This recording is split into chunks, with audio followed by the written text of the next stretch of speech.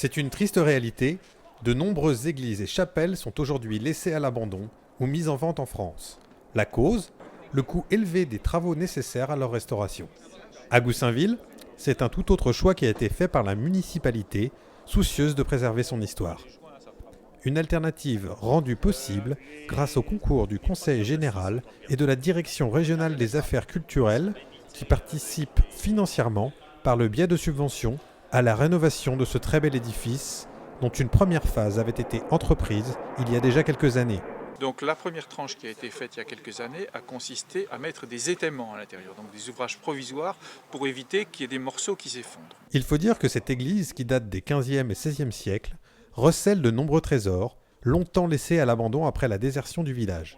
Pourtant, l'édifice est très représentatif de la période à laquelle il a été construit et méritait incontestablement d'être restauré et de reprendre la place qui lui est due dans l'histoire locale. Bon, ici, on est dans la plaine de France, c'était vraiment toute la région qui était couverte, financée par le connétable de Montmorency qui avait son château à Écouen. Donc c'est une région où, à cette époque, 15e et 16e siècle, enfin début du 16e siècle, on a eu toute une série de constructions et d'églises qui étaient très très bien dotées par la famille de Montmorency. Et ce qui explique la richesse, le raffinement du décor et la qualité de ces édifices.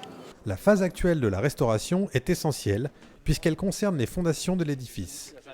Par la suite, de nouveaux chantiers de restauration pourraient être entrepris qui concerneraient cette fois une toute autre partie de l'édifice. Tout le mur nord a été repris et assaini parce que les dégradations de fondations étaient dues à des ruissellements d'eau. Là, on travaille sur les fondations de l'intérieur. Et ici, on a cette façade-là, qui est une façade ouest, qui s'était déversée en partie parce que vous avez les voûtes derrière qui poussent.